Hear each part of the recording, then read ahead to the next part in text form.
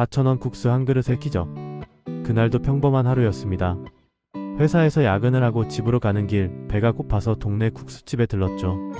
낡은 간판에 형광등이 깜빡이는 작은 가게였지만 국수 맛은 일품이었습니다. 저는 비빔국수 한 그릇을 시키고 구석자리에 앉았습니다. 그때 할아버지 한 분이 들어오셨습니다. 70대 후반쯤 되어 보이는 분이었는데 옷차림이 남루하고 허리가 많이 굽어 계셨어요. 할아버지는 카운터 앞에서 한참을 머뭇거리시더니 주인 아주머니께 조심스럽게 물으셨습니다. 잔치국수 얼마냐고요? 4,000원이라는 대답에 할아버지는 주머니를 뒤지셨습니다. 동전을 하나씩 꺼내 세시는 모습이 안타까웠습니다. 한참을 세시더니 할아버지가 작은 목소리로 말씀하셨어요. 3,500원밖에 없다고 500원만 깎아줄 수 없냐고요. 주인 아주머니는 난색을 표했습니다. 장사가 어려워서 그럴 수 없다고 했죠. 할아버지는 고개를 숙이시며 나가려고 하셨습니다. 그 뒷모습이 너무 쓸쓸해 보였어요. 저도 요즘 회사 일이 잘 안 풀려서 힘든 시기였지만 그래도 할아버지보다는 나은 처지였습니다. 저는 자리에서 일어나 말했습니다. 제가 500원 드릴게요. 아니 그냥 제가 한 그릇 사드리겠다고요. 할아버지는 깜짝 놀라시며 손을 저으셨습니다. 괜찮다고 그럴 필요 없다고 하셨죠. 하지만 저는 이미 주인 아주머니께 계산을 했습니다. 할아버지는 몇 번이나 감사하다고 인사하시며 자리에 앉으셨습니다. 저는 그냥 아무것도 아니라고 맛있게 드시라고 말씀드리고 제 자리로 돌아왔습니다. 국수를 먹는 동안 할아버지를 힐끔힐끔 봤습니다. 그분은 국수를 정말 소중하게 드셨어요. 한 젓가락 한 젓가락 천천히 드시면서 국물까지 한 방울도 남기지 않으셨습니다. 다 드시고 나서 다시 제게 오셔서 깊게 인사하셨죠. 젊은 사람이 어르신을 공경할 줄 아니 기특하다고 복받을 거라고 하셨습니다. 저는 그냥 웃으며 넘겼습니다. 4,000원짜리 국수 한 그릇, 그것이 제 인생의 전환점이었습니다. 5년이 흐른 지금 정호재단은 전국 50개 지점으로 확대됐습니다. 연간 100만 끼 이상의 식사를 제공하고 3만 명 이상의 어르신들에게 정기적인 도움을 드리고 있습니다. 재단 직원만 200명이 넘고 자원봉사자는 1,000명이 넘습니다. 회사에서는 대표이사가 됐습니다. 선대 사장님이 은퇴하시면서 저를 후계자로 지목하셨죠. 대성그룹과의 관계 덕분이기도 했지만 그간 쌓아온 신뢰와 실력을 인정받은 결과였습니다. 직원들도 저를 따라주었고 회사는 업계 1위로 올라섰습니다. 개인적으로는 처사이가 태어났습니다. 아들이었어요. 이름은 정호로 지었습니다. 박정호 할아버지의 이름을 따서요. 아내는 처음에 부담스러워했지만 할아버지 이야기를 듣고는 오히려 좋은 이름이라고 했습니다. 우리 아들도 할아버지처럼 따뜻한 마음을 가진 사람으로 자라길 바라는 마음으로요. 아들 100일 잔치는 무료 급식소에서 했습니다. 어르신들을 모두 초대했죠. 호텔 대신 급식소, 화려한 돌잔치 대신 소박한 잔치였지만 그 어느 때보다 의미 있었습니다.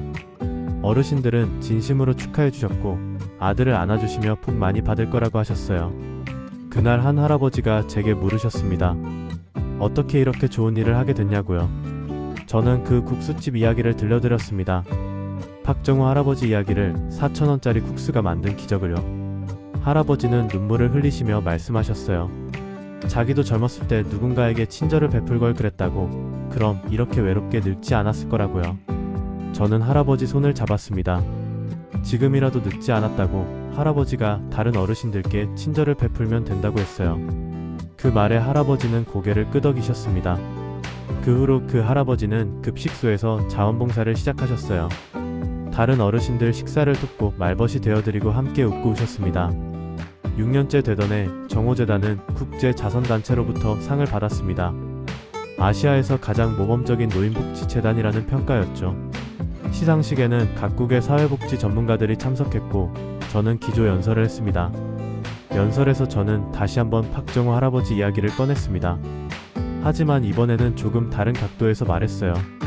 할아버지는 저에게 재산을 주셨지만 사실 제가 할아버지께 먼저 준 게 있었다고요. 바로 존중이었습니다. 배고픈 노인을 그냥 지나치지 않고 한 사람으로서 존중하고 도와드렸던 것. 그것이 할아버지에게는 어떤 돈보다 값진 선물이었다고 말했습니다. 우리 사회는 노인을 짐으로 여기는 경향이 있지만 그분들은 우리의 과거이자 미래라고 존중받아야 할 분들이라고 강조했습니다. 연설이 끝난 후 많은 사람들이 공감의 박수를 보내주었습니다.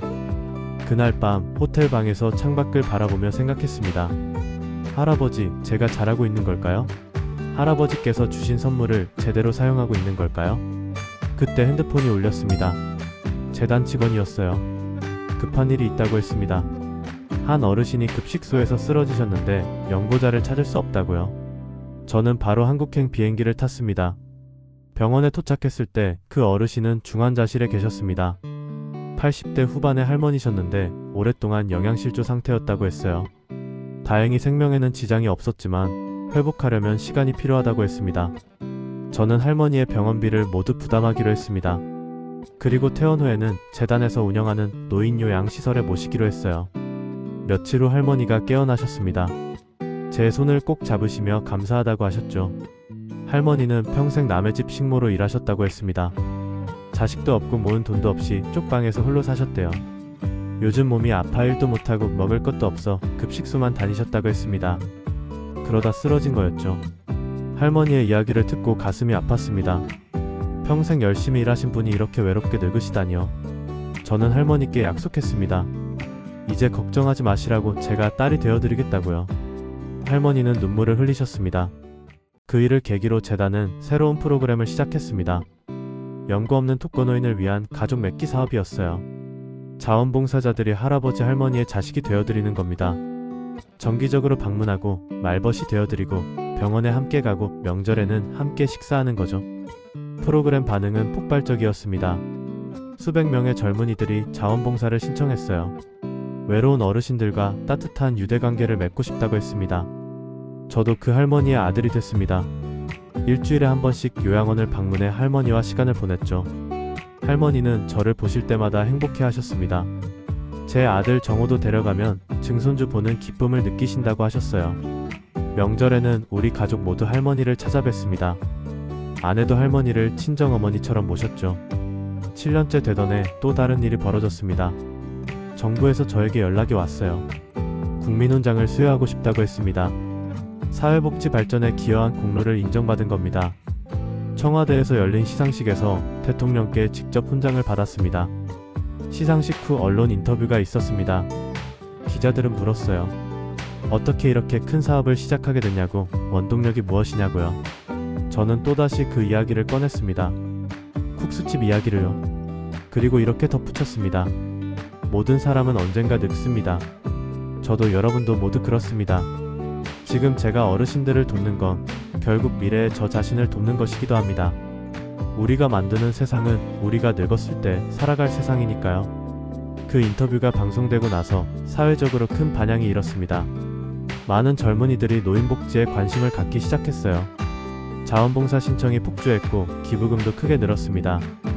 다른 기업들도 노인복지 사업에 동참하기 시작했죠. 정부도 움직였습니다. 독거노인 지원 예산을 대폭 늘렸고 노인 일자리 사업을 확대했습니다. 무료 급식소 지원금도 늘렸어요. 정호재단의 성공 모델을 벤치마킹해 전국에 비슷한 시설들이 생겨났습니다. 8년째 되던 해 저는 책을 출간했습니다. 제목은 4,000원의 기적이었어요. 박정호 할아버지와의 만남, 그 후의 변화, 재단 운영 이야기, 그리고 제가 만난 수많은 어르신들의 이야기를 담았습니다. 책은 베스트셀러가 됐습니다. 많은 사람들이 감동했다고, 저도 작은 친절부터 실천하겠다고 했어요. 인쇄는 모두 재단에 기부했습니다. 그 돈으로 농촌 지역에 새로운 급식소를 열 수 있었죠. 어느 날 예상치 못한 연락이 왔습니다. 박정호 할아버지의 조카 대성그룹 회장님이셨어요. 만나고 싶다고 하셔서 찾아뵀습니다. 회장님은 제 손을 잡으시며 말씀하셨어요. 작은 할아버지께서 돌아가시기 전에 하신 말씀이 있다고 했습니다. 자기 인생에서 가장 행복했던 순간이 국수집에서 젊은이에게 국수를 얻어먹던 때였다고, 그때 느낀 따뜻함이 평생의 외로움을 녹여줬다고 하셨대요. 그리고 그 젊은이가 자기 재산을 이렇게 훌륭하게 쓸 줄 알았다고, 정말 잘 선택했다고 하셨답니다. 회장님은 눈물을 글썽이시며 계속 말씀하셨습니다. 자기도 작은 할아버지처럼 살고 싶다고, 재산이 많아도 행복하지 않았는데 이제야 진정한 행복이 뭔지 알 것 같다고 하셨어요. 그리고 대성그룹도 노인복지 사업에 본격적으로 뛰어들겠다고 선언하셨습니다. 대성그룹의 참여로 정호재단은 더욱 확장됐습니다. 전국 100개 지점으로 늘어났고 해외에도 지점을 열기 시작했어요. 베트남, 필리핀, 캄보디아 등 아시아 여러 나라의 가난한 노인들을 돕기 시작한 겁니다. 10년이 됐습니다. 그 국수집을 다시 찾았어요. 여전히 그 자리에 있었습니다. 주인 아주머니는 나이가 드셨지만 여전히 가게를 운영하고 계셨어요. 저를 보시고는 반갑게 맞아주셨습니다. 국수를 먹으며 아주머니와 이야기를 나눴습니다. 그날의 일을 이야기했죠. 10년 전 이 자리에서 할아버지를 만났던 일, 그것이 제 인생을 어떻게 바꿨는지요. 아주머니는 놀라워하시며 말씀하셨어요. 그때 마음이 약해서 할인을 해드렸어야 하는 건데 죄송하다고요. 저는 웃으며 말했습니다. 아주머니가 할인을 해주셨다면 제가 나설 이유가 없었을 거라고, 오히려 잘된 일이라고요. 모든 게 그렇게 흘러가야 했던 거라고 했습니다. 인생의 모든 순간은 의미가 있으니까요. 그날 저는 아주머니께 제안을 드렸습니다. 이 국수집을 정호재단 1호점으로 만들면 어떻겠냐고요. 역사적인 장소잖아요. 모든 것이 시작된 곳이니까요. 아주머니는 기꺼이 동의하셨습니다. 국수집은 리모델링 됐지만 옛 모습을 최대한 유지했습니다. 낡은 간판도 그대로 두었어요. 대신 작은 동판을 하나 달았습니다. 여기서 4,000원의 기적이 시작됐다는 내용이었죠. 많은 사람들이 이곳을 찾아왔습니다. 국수를 먹으며 그 이야기를 생각했대요. 현재 저는 48살입니다. 정호재단 이사장이자 회사 명예회장입니다. 실무는 후배들에게 맡기고 저는 재단 일에 더 집중하고 있어요. 아들 정호는 이제 10살이 됐습니다. 따뜻한 마음을 가진 아이로 자라고 있어요. 얼마 전 정호가 물었습니다. 아빠는 왜 할아버지 할머니들을 도와주느냐고요. 저는 그 국수집 이야기를 들려줬습니다. 증조 할아버지 뻘 되시는 박정호 할아버지 이야기를, 4,000원짜리 국수가 만든 기적을요. 아들은 눈을 반짝이며 들었습니다. 그리고 말했어요. 자기도 나중에 크면 어려운 사람들을 도와주고 싶다고요. 그 말을 듣는 순간 제 가슴이 벅차올랐습니다. 할아버지의 유산은 돈이 아니라 이 마음이구나 싶었어요. 나눔의 마음, 그것이 세대를 거쳐 전해지는 거구나 싶었습니다. 지금도 저는 매주 무료급 식소를 방문합니다. 어르신들과 함께 식사하고 이야기를 나누죠. 가끔 새로 오신 어르신이 물으십니다. 왜 이런 일을 하느냐고요. 저는 매번 같은 대답을 합니다. 10년 전 한 할아버지께 국수 한 그릇을 사드렸고 그 할아버지는 제게 세상을 바꿀 기회를 주셨다고요. 이제 저는 그 은혜를 갚고 있을 뿐이라고요. 그리고 여러분도 언젠가 누군가에게 친절을 베풀면 그 친절이 세상을 바꿀 수 있다고 말씀드립니다. 4,000원, 정말 작은 금액입니다. 요즘 커피 한 잔 값도 안 되죠. 하지만 그 4,000원이 한 사람의 배를 채웠고 마음을 따뜻하게 했고 결국 수십만 명의 삶을 바꿨습니다. 돈의 가치는 금액이 아니라 어떻게 쓰느냐에 달려있다는 걸 배웠습니다. 박정호 할아버지, 그분은 평생 부자로 살았지만 행복하지 않으셨습니다. 돈 때문에 가족과 싸웠고 외롭게 늙으셨죠. 하지만 마지막에 진정한 행복을 찾으셨습니다. 작은 친절을 받고 그것을 더 큰 친절로 돌려주면서요. 저도 마찬가지입니다. 예전에는 돈을 벌기 위해 살았어요. 출세하기 위해, 인정받기 위해 살았죠. 하지만 지금은 다릅니다. 누군가를 돕기 위해, 세상을 조금이라도 따뜻하게 만들기 위해 살아갑니다. 그리고 이게 진정한 성공이라는 걸 압니다. 오늘도 어디선가 누군가는 어려움을 겪고 있을 겁니다. 국수집 앞에서 돈이 모자라 망설이는 사람, 추운 겨울거리를 배고픈 채 걷는 노인, 외로워서 오는 누군가가 있을 겁니다. 여러분이 그런 사람을 만난다면 주저하지 마세요. 작은 친절을 베풀어 주세요. 그 친절이 당장 큰 변화를 만들지 못할 수도 있습니다. 하지만 언젠가는 어떤 식으로든 세상을 바꿀 겁니다. 제가 증명했으니까요. 4,000원의 기적, 그것은 누구나 만들 수 있는 기적입니다. 마지막으로 박정호 할아버지께 감사 인사를 전하고 싶습니다. 할아버지, 제가 잘하고 있죠? 할아버지께서 주신 선물을 헛되이 쓰지 않았죠? 저는 앞으로도 계속 이 일을 할 겁니다. 제가 할 수 있는 한 더 많은 사람들을 도울 겁니다. 할아버지의 이름으로, 할아버지의 마음으로요. 그리고 이 이야기를 듣는 여러분께도 부탁드립니다. 오늘 당장 작은 친절을 베풀어 보세요. 길에서 넘어진 노인을 부축해주세요. 짐이 무거운 사람을 도와주세요. 배고픈 사람에게 밥을 사주세요. 외로운 사람에게 말 한마디 건네주세요. 그 작은 친절이 나비 효과를 일으킬 겁니다. 한 사람의 하루를 밝힐 수도, 인생을 바꿀 수도, 세상을 바꿀 수도 있습니다. 제가 그랬던 것처럼요. 4,000원의 기적, 여러분도 만들 수 있습니다. 감사합니다. 르스로 무슨 큰 복을 받겠어요. 그저 배고픈 어르신께 한 끼 대접한 것 뿐이었습니다. 할아버지와 헤어지고 집으로 돌아온 저는 곧 그 일을 잊었습니다. 일주일 후 회사에서 큰일이 터졌습니다. 제가 담당하던 프로젝트에 심각한 오류가 발견된 겁니다. 거래처와의 계약이 파기될 위기에 처했고 상사는 제게 책임을 물었습니다. 사실 그 오류는 제 잘못이 아니었어요. 전임자가 넘긴 자료에 이미 문제가 있었던 건데 제가 발견하지 못한 게 문제였죠. 회의실에서 임원들 앞에서 질책을 받았습니다. 이번 건으로 회사 손실이 2억이 넘는다고 책임지라고 했어요. 최악의 경우 해고될 수도 있다는 이야기까지 나왔습니다. 저는 억울했지만 어쩔 수 없었습니다. 담당자는 저였으니까요. 그날 밤 집에 돌아와 소주를 마시고 있는데 전화가 왔습니다. 모르는 번호였지만 받았어요. 전화를 건 사람은 변호사라고 자신을 소개했습니다. 김영수 씨 맞으시냐고 급한 일이 있어 연락드렸다고 했죠. 저는 무슨 사기 전화인가 싶어 경계했습니다. 하지만 변호사의 다음 말에 귀를 의심했습니다. 박정호 씨라는 분을 아시냐고요.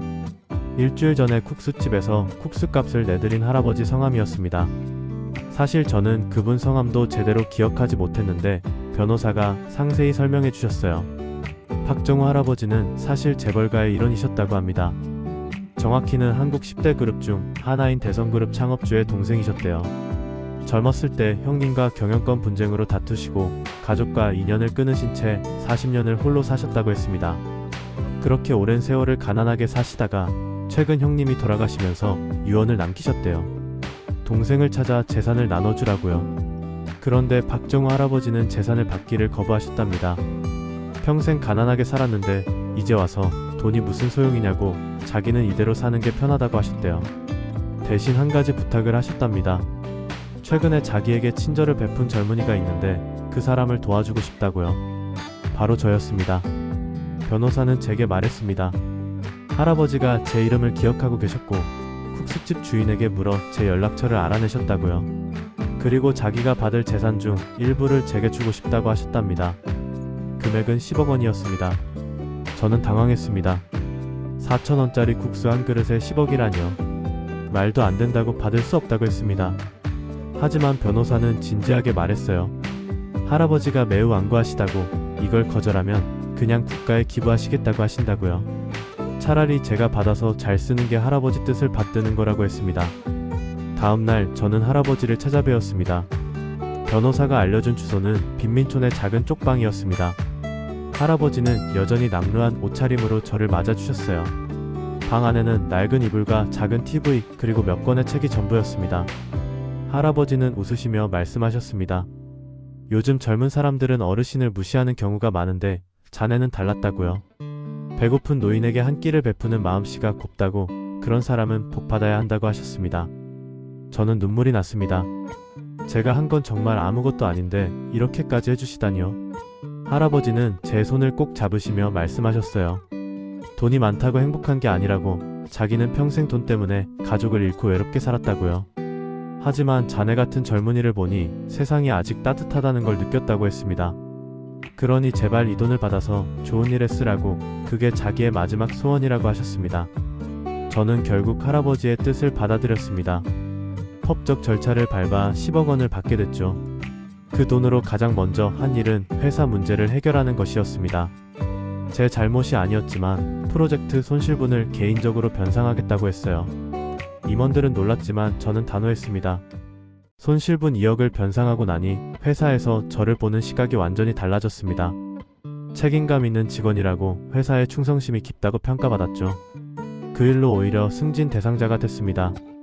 해고 위기에서 승진으로 인생이 180도 바뀐 겁니다. 하지만 제 이야기는 여기서 끝이 아니었습니다.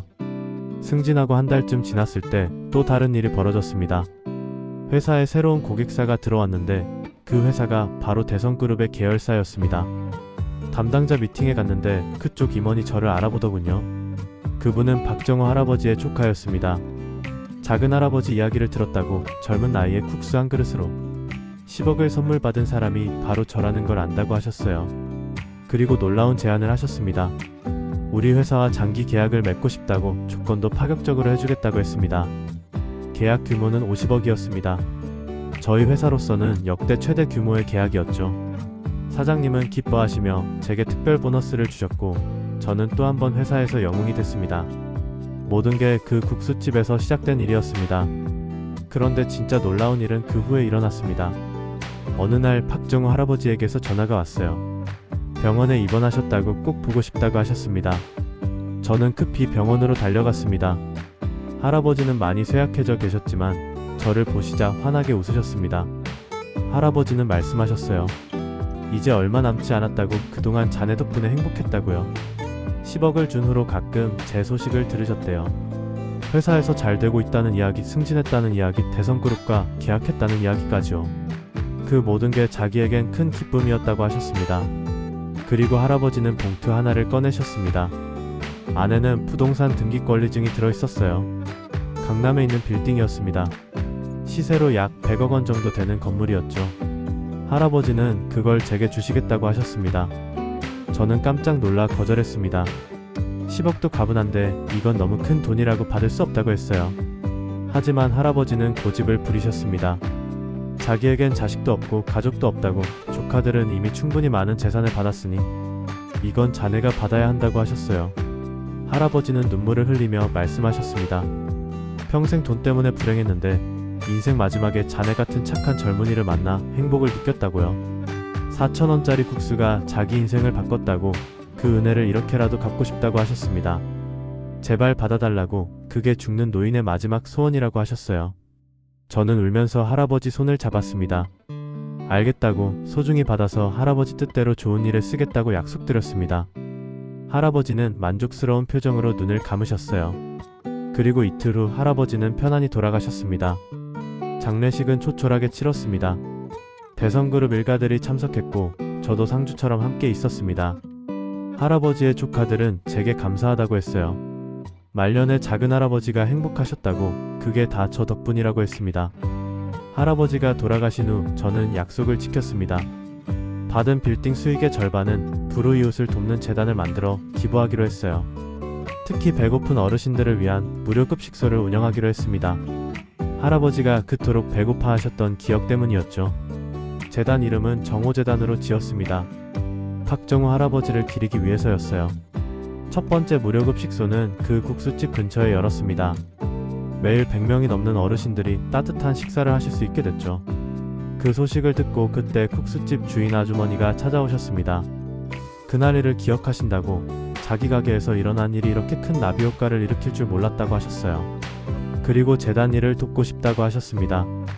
저는 기꺼이 수락했고 아주머니는 무료급식소에서 자원봉사를 시작하셨습니다. 회사에서도 제 입지는 더욱 탄탄해졌습니다. 대성그룹과의 계약은 계속 확대됐고 저는 이사로 승진했습니다. 빌딩 수익으로 경제적 여유도 생겼죠. 부모님을 모시고 좋은 집으로 이사했고 동생 학비도 지원해드렸습니다. 1년이 지났습니다. 무료급식소는 서울 전역에 5곳으로 늘어났어요. 매일 500명이 넘는 어르신들이 따뜻한 식사를 하십니다. 급식소를 찾는 어르신들 중에는 박정우 할아버지처럼 어려운 처지에 계신 분들이 많았습니다. 어느 날 한 할머니가 제게 말씀하셨어요. 여기 와서 밥 먹는 게 얼마나 감사한지 모른다고, 젊은 사람이 이런 좋은 일 하니 복 받을 거라고요. 그 말을 듣는 순간 박정우 할아버지가 떠올랐습니다. 할아버지도 저에게 똑같은 말씀을 하셨었죠. 그때 깨달았습니다. 복은 돌고 도는 거라는 걸요. 제가 할아버지께 4,000원짜리 국수를 사드렸고 할아버지는 제게 100억이 넘는 재산을 주셨습니다. 그리고 저는 그 재산으로 수많은 어르신들을 돕고 있었죠. 그 어르신들은 또 저에게 감사와 축복을 주셨습니다. 2년이 지난 지금 정호재단은 전국 20개 도시에 무료급식소를 운영하고 있습니다. 연간 20만 끼 이상의 식사를 제공하고 있죠. 또한 독거노인 반찬 배달 사업도 시작했습니다. 매주 1,000가구 이상의 따뜻한 반찬을 배달하고 있어요. 회사에서는 부사장이 됐습니다. 대성그룹과의 관계는 더욱 돈독해졌고 저희 회사는 업계 3위까지 올라갔습니다. 개인적으로도 결혼을 했어요. 아내는 재단에서 자원봉사하다 만난 사람입니다. 착하고 따뜻한 마음을 가진 사람이죠. 결혼식에는 무료급식소를 이용하시는 어르신들도 많이 오셨습니다. 축의금 대신 축복을 주고 가셨어요. 그분들의 진심 어린 축복이 어떤 축의금보다 값졌습니다. 신혼여행을 다녀온 후 아내와 저는 함께 재단 일에 더 힘을 쏟기로 했습니다. 3년째 되던 해 재단은 대한민국 나눔 대상을 받았습니다. 대통령이 직접 시상하는 자리였어요. 그 자리에서 저는 박정우 할아버지 이야기를 했습니다. 4,000원짜리 국수 한 그릇에서 시작된 이야기를 할아버지의 따뜻한 마음을 그리고 그 마음이 얼마나 많은 사람들에게 전해졌는지를 말했습니다. 시상식이 끝난 후 많은 사람들이 저에게 다가왔습니다. 감동적인 이야기라고 자기들도 뭔가 도움이 되고 싶다고 했어요. 그날 이후로 재단에 기부하는 사람들이 크게 늘었습니다. 기업들도 후원을 시작했고 재단 규모는 더욱 커졌습니다. 지금은 무료급 식소뿐만 아니라 노인 일자리 창출 사업, 독거노인 안부 확인 서비스, 노인 의료 지원 사업 등 다양한 프로그램을 운영하고 있습니다. 연간 50만 명 이상의 어르신들이 재단의 도움을 받고 계십니다. 얼마 전에는 그 국수집을 다시 방문했습니다. 여전히 낡은 간판에 형광등이 깜빡이는 작은 가게였어요. 주인 아주머니는 저를 보시곤 반갑게 맞아주셨습니다. 저는 비빔국수 한 그릇을 시켰고 옆 테이블에 앉은 어르신의 국수값도 함께 계산했습니다. 그 어르신은 저에게 감사 인사를 하셨어요. 요즘 젊은 사람이 어르신을 공경할 줄 아니 기특하다고 복받을 거라고 하셨죠. 박정호 할아버지가 하셨던 것과 똑같은 말씀이었습니다. 저는 웃으며 대답했습니다. 이미 충분히 복을 받았다고요. 집으로 돌아오는 길 하늘을 올려다봤습니다. 할아버지가 저 위 어딘가에서 흐뭇하게 웃고 계실 것 같았어요. 4,000원짜리 국수 한 그릇이 이렇게 많은 것을 바꿀 수 있다는 걸 그때는 몰랐습니다. 지금 제가 가진 모든 것의 시작은 그날 국수집이었습니다. 배고픈 할아버지를 그냥 지나치지 않았던 선택, 4,000원이 아깝지 않았던 마음, 그것이 제 인생을 완전히 바꿔놓았죠. 할아버지는 제게 재산만 주신 게 아니었습니다. 인생에서 가장 중요한 게 무엇인지 가르쳐 주셨어요. 돈이 많다고 행복한 게 아니라는 것, 진정한 행복은 나눔에서 온다는 것, 작은 친절이 큰 변화를 만들 수 있다는 것을 배웠습니다. 할아버지는 평생 돈 때문에 불행하셨지만 저에게는 돈으로 행복해지는 법을 알려주셨습니다. 요즘도 저는 종종 무료급 식소를 방문합니다. 어르신들과 함께 식사하고 이야기를 나누죠. 그분들 중 누군가는 과거에 성공한 사업가였을 수도, 훌륭한 선생님이었을 수도, 나라를 위해 헌신한 군인이었을 수도 있습니다. 지금은 어려운 처지에 계시지만 모두 존중받을 자격이 있는 분들입니다. 아내도 함께 봉사활동을 합니다. 곧 태어날 우리 아이에게도 이야기를 들려줄 겁니다. 할아버지와 국수 이야기를 작은 친절이 만든 기적을요. 그리고 우리 아이도 타인에게 친절한 사람으로 자라길 바랍니다. 인생은 참 신기합니다. 5년 전만 해도 저는 평범한 직장인이었어요. 야근에 시달리고 승진 걱정에 스트레스 받고 월급으로 근근히 살아가던 사람이었죠. 그런데 국수집에서의 단 하나의 선택이 모든 걸 바꿨습니다. 지금 저는 경제적으로 여유롭고 사회적으로 인정받고 의미 있는 일을 하며 살아갑니다. 하지만 가장 큰 변화는 마음입니다. 예전엔 내 일만 챙기기 바빴는데 이제는 남을 돕는 기쁨을 알게 됐어요. 예전엔 돈이 전부인 줄 알았는데 이제는 돈보다 중요한 게 있다는 걸 압니다. 박정호 할아버지, 그분은 제 인생의 은인이십니다. 하지만 생각해보면 저도 할아버지의 은인이었을지 모릅니다. 할아버지는 평생 외롭게 사셨지만 마지막에 따뜻한 마음을 느끼셨으니까요. 서로가 서로에게 은인이 되는 것, 그게 진정한 나눔이 아닐까 싶습니다. 오늘도 어디선가 배고픈 어르신이 계실 겁니다. 국수집 문 앞에서 주머니를 뒤지며 돈을 세고 계실지도 모르죠. 만약 여러분이 그런 분을 만나신다면 망설이지 말고 도와주세요. 그 작은 친절이 그분의 하루를 밝혀줄 수 있습니다. 그리고 어쩌면 여러분의 인생도 바꿀 수 있습니다. 좋아요와 구독을 해주시면 영상을 제작하는데 큰 힘이 됩니다. 영상을 봐주셔서 감사합니다. 구독과 좋아요 부탁드립니다.